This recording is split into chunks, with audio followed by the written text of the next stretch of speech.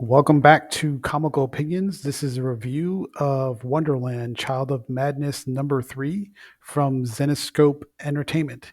In this issue, Violet Little agrees to help out the Slug King retrieve the magical black pearl, which will save her mother's rapid aging and give the Slug King what he wants, which may or may not be a good thing.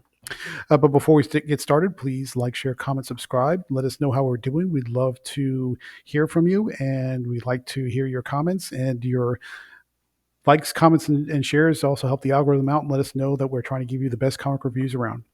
So let's get into it. This is Wonderland, Child of Madness #3 from Zenescope Entertainment. The story is written by Raven Gregory, artwork by Juan Francisco Mota, colors by Jorge Cortez and Robbie Bavard, letters by Taylor Esposito, and the main cover.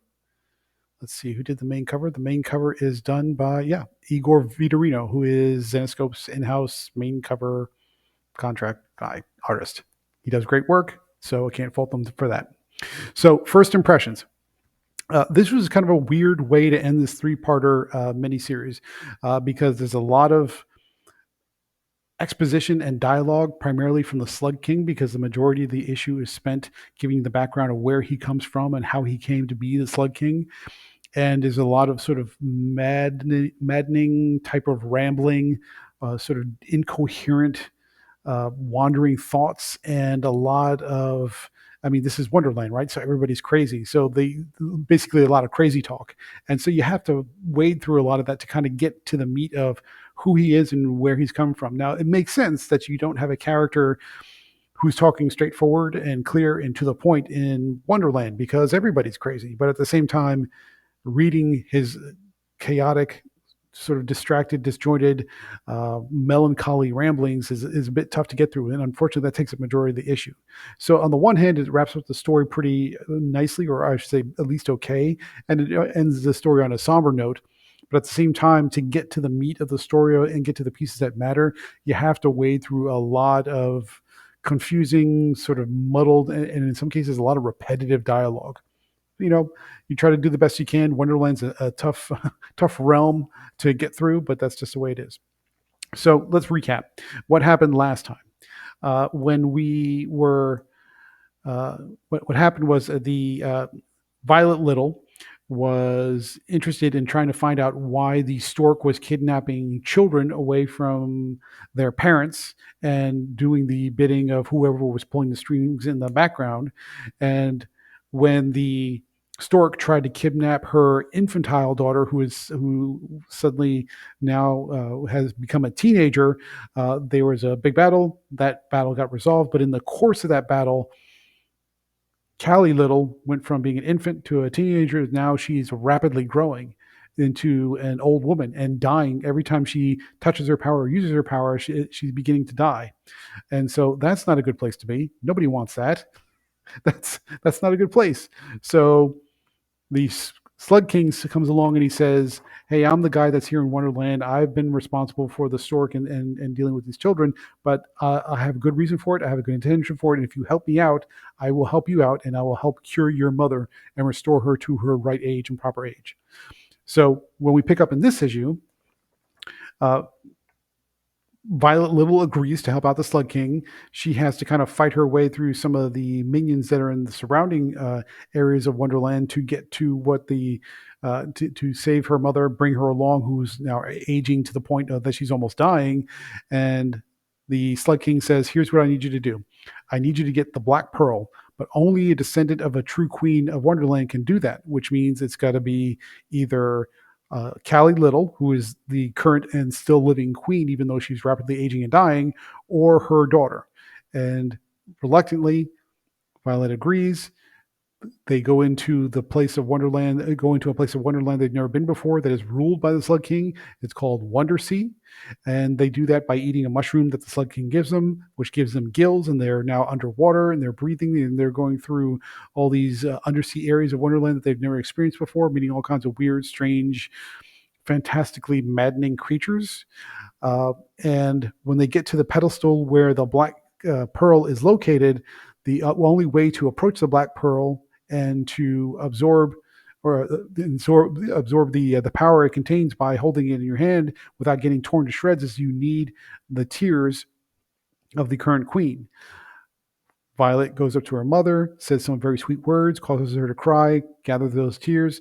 Then she's able to get the black pearl. When she grabs the black pearl, she's sucked into an underwater trap where she meets this giant crab-like monster who is essentially the personification of the nightmares of Wonderland. And in the course of going through this entire ordeal, we get a flashback to the Slug King's origins. He was a regular man who needed to provide for his family way back when, decades, maybe even centuries before. And uh, because he wasn't making enough money in his current profession, he had to take another job. And what he did is he took a job as a lighthouse keeper, which is by himself without his family for months and even years on end. And he grew into despondency and despair because he was waiting for his family to show up. But he became so isolated and alone, being trapped in that lighthouse, trying to earn money for his family, it drove him a little bit nuts. And one night he accidentally falls asleep, misses the setting up the lighthouse light during a nightly ship coming in. The ship crashes, everyone on board dies, and then he doesn't find out until after that his family is on the ship. So his melees and his despondency accidentally killed his family. And he sunk deeper into despair and despondency. And what happens? The Jabberwocky, who is the main bad guy of all Wonderland things within Zenescope's universe, tricks the lighthouse keeper into saying, "If you follow me and and follow me into the mirror, let me do what I want to do with you, I will reunite you with your family." And then he turns him into the Slug King, but of course it's a monkey's paw type of deal, and he's reunited, but in a terrible, painful way. So, what do we like about this issue, especially when we come to the end where um, Violet and Little are sort of back to normal but reunited, but it doesn't, of course, just like all monkey paw deals, doesn't it turns out badly and something bad happens at the end that sets them in a new status quo. What do we like about this issue? Overall, I mean, it sort of brings it together. It gives Violet some trauma and drama in her life. It gives her some motivations for pursuing adventures in the future, but it also has some deep, meaningful, heartfelt moments between a mother and daughter, and really establishes a new status quo for Violet Little as essentially the new Alice from Wonderland. What didn't we like about the issue? The background story of the Slug King was, to be honest with you, it's a slog to get through. It's a lot of repetitive, meandering, crazy person talk from a person who's gone crazy.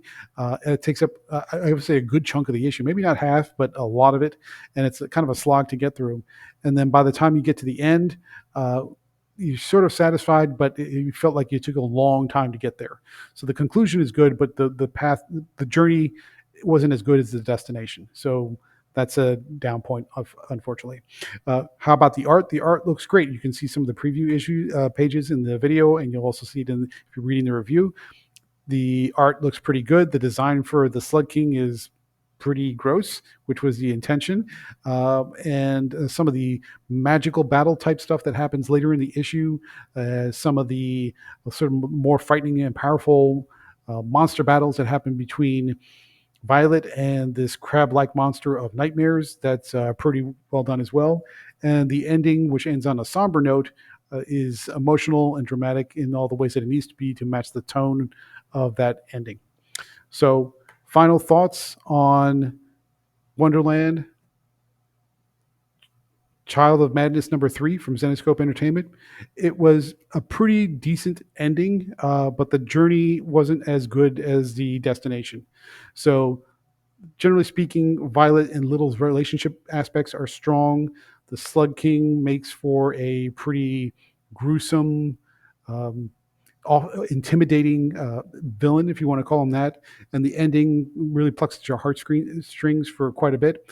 But a lot of the dialogue and a lot of the rambling just gets a little bit too much or too verbose, and it's too meandering, and which makes sense for Wonderland, but at the same time, just not much fun to read. So therefore, we're going to give Wonderland, Child of Madness #3 from Zenescope a 7 out of 10. So, hope you enjoyed this review. But before you leave, please like, share, comment, subscribe to Comical Opinions, and we would love to hear from you if you want to leave a comment. But otherwise, stay tuned for more reviews and comic analysis every single week. This is Gabe Hernandez, your publisher in EIC, signing off.